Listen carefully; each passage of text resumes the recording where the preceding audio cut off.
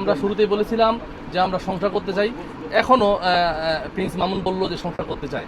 তার সহধর্মিনী, তার স্ত্রী তার বাসায় থাকবে, রাত 2টা সে অন্যের বাসায় কি করে? পার্টি করতাম না, এটা কত সুন্দর একটা পার্টি হতো না বলেন? এই যে আমার লার্নেড, থ্যাংক ইউ আপুকে, অনেক অনেক থ্যাংক ইউ, তুমি অনেক করছো, আমার আম্মু বলছে তোমাকে নিয়ে, thank you so much. And Palash ভাইকে অনেক অনেক থ্যাংকস।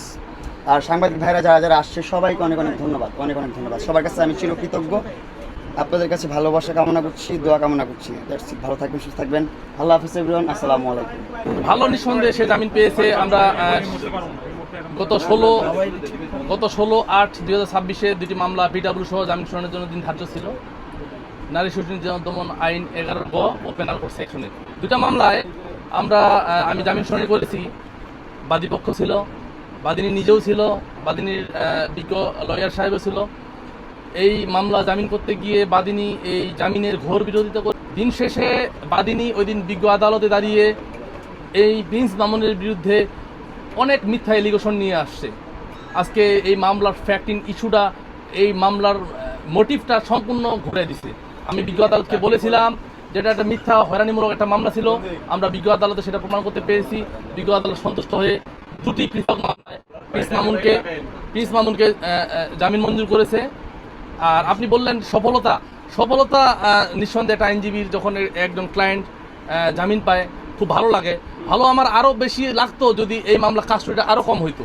আমি আশায় ছিলাম যে এই মামলাটা মিথ্যা হয়রানিমূলক মামলা, আমি আরও দ্রুত জামিন করাতে পারবো। কিন্তু এটা আমার একটু সফলতার পিছনে একটি ব্যর্থতাও আছে যে আমার এই ভাইটা। না ভাই, আপনি অনেক করছেন। আমি বলবো আপনারা যারা যারা আছেন, যারা ভুক্তভোগী, সবাই এসে তো পলাশ ভাইয়ের সাথে যোগাযোগ করেন, ইনশাআল্লাহ আপনাদের সমস্যার সমাধান করে দিব। তো আমি এখানে একটু লাগছিল যে দিন শেষে একটা মিথ্যা একটা অভিযোগ নিয়ে আজকে একটা মিথ্যা অভিযোগ নিয়ে আমার একটা 309 একটা স্বর্ণাদেশ দেখাইছিল।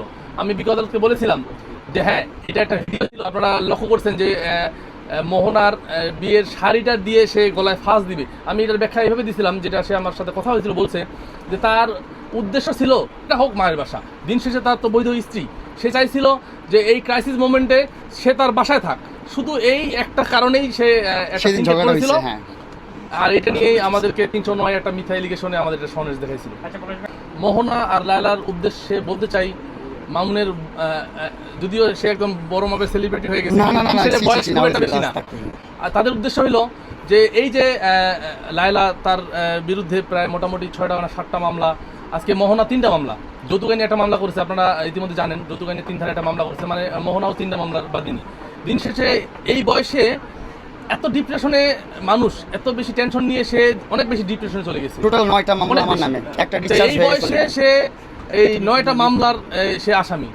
আমার উদ্দেশ্য থাকবে যে আপনারা যে মামলাগুলো করেছেন, আপনারা এটার একটা সমঝোতা বা সমাধানে আসেন।